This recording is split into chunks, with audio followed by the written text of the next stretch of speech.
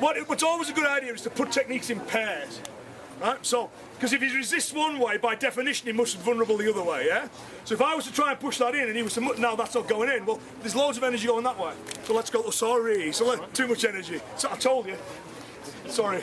So I can change and go the other way, right? So on that one, it's the same motion, I'm just using it in the opposite direction. So let's just isolate it on its own for a second.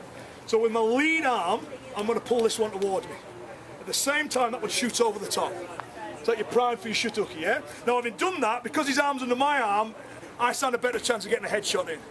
Yeah, because one of his arms has to get over my arm before he's done it. And then catch that arm, doesn't matter what kind of grip on it, just so I've got some feel of where it is, I do the same thing again.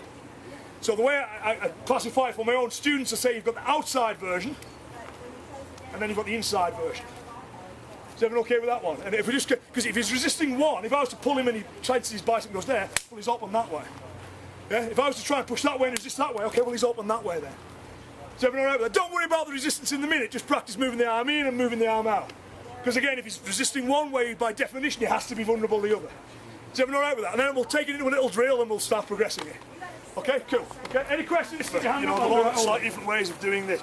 But what's fundamental is the back leg's bent and the weight's on it, right? The reason that's in is because you're going to drive off it in a second. Knife hand's a transitory technique.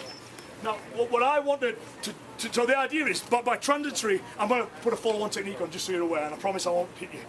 But the idea is that I don't just go, did everyone see that? Because that was great. Right, I'm finished, thanks for the fight, I enjoyed it. You know, the idea is it just boom, and I'm on with my next shot in a split second. So that knife hand was kind of there and gone very, very quickly. Right? But I need that back leg there to drive off, just in case he pushes towards me as well. So if I'm there and he pushes in, I'm in a position where I can resist and redirect. If I've done this and I've stepped in, there's nothing behind me. So if he pushes this way now, I'm going to go.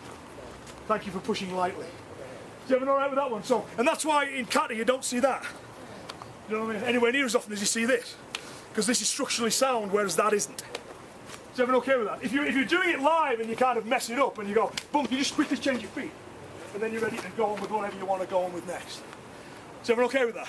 Okay, give that a go. We're still at the kind of drilling stage with it now, but what I want to try and get students doing is just thinking about it less. Okay? So what we're going to do is we're going to do this, all I want you to do is just keep putting your arm back there. And I'll just get my students to do it in fours. Right? So what they'll do is they'll go, we'll just do a solid start. We'll go the outside, bang, brings it back up, I'll go the inside. Then I go the outside, then I go the inside. And then we switch sides and do it on the other side, okay? So all the idea is, because with that, every time that arm palm's up, I take it out the way. So I'm starting to get into that habit. Every time there's this obstruction between me and my target, I strip it. So if we just do it now, we're going to do it slow again. So we'll go out, in, in. You notice I'm shuffling forwards a little bit on each one to get the weight into the strike. And then you've got it, you know, you can speed it up a little bit, boom, boom, boom. So the idea is every time that arm pops up, bang, you know, I'm passing and I'm hitting it with something else. Before really I thought about what I'm doing, because it becomes a conditioned response.